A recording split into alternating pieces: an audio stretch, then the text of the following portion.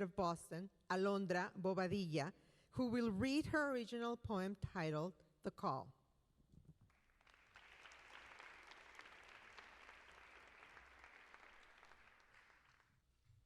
The call.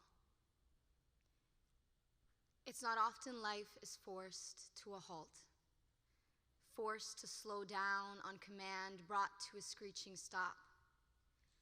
It's not often the noise is called to a whisper and the bustle reined in. Stay home, they say. Stay safe, stay in. It's a tragedy to the mind and soul, a break in the system burdened busy bodies are used to. The torture of the routine we all groaned to lift ourselves up to is now the exact routine we crave.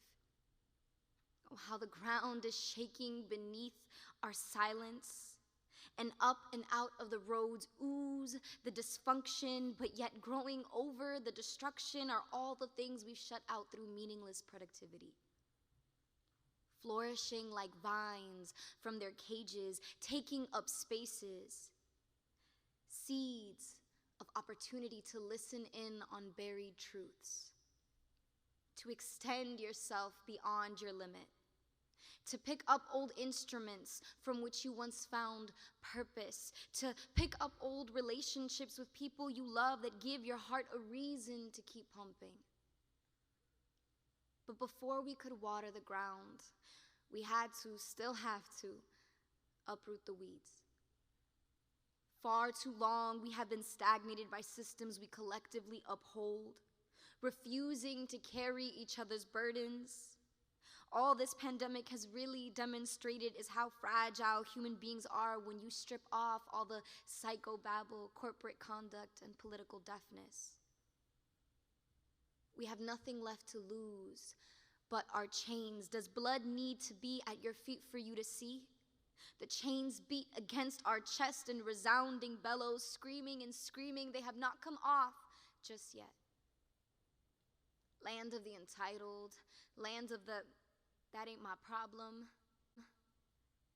Take the veil off and stare straight at the sun. We have deeper problems than what we can define by human tongues. Vocabulary words are not enough, but they are the beginning of perception.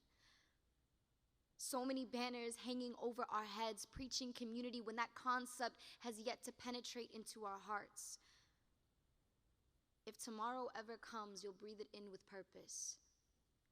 And you will learn that love is the remedy, but it must be proactive. Because you cannot love the earth and trash it. Because you cannot love the Lord and not speak to him. Because you cannot love your friends and never reach to them. Because you cannot love a people and perpetuate abuse against them.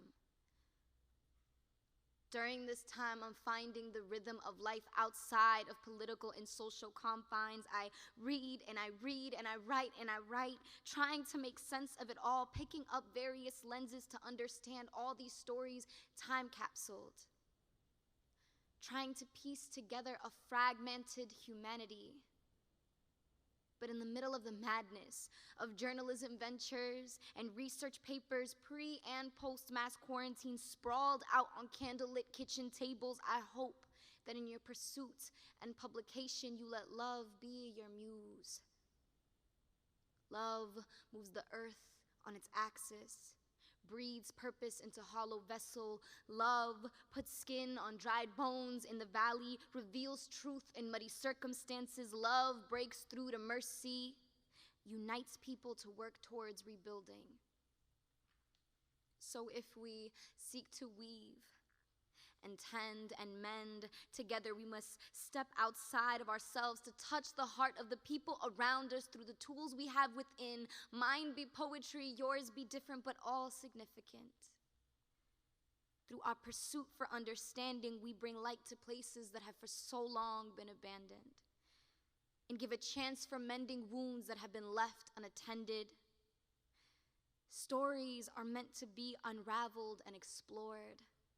and then to be beacons bringing us closer to shore, with stories in our minds, beating in our chests. We are moved to preach on the same porches we got our hairs braided with beads, work in the institutions they told us were against us in protest and abolition, love on open flesh and stitch them up to scars, paving a way to a place beyond the circumstances we stand in today. May we learn from these stories in silence and be moved to respond to their calling. Thank you.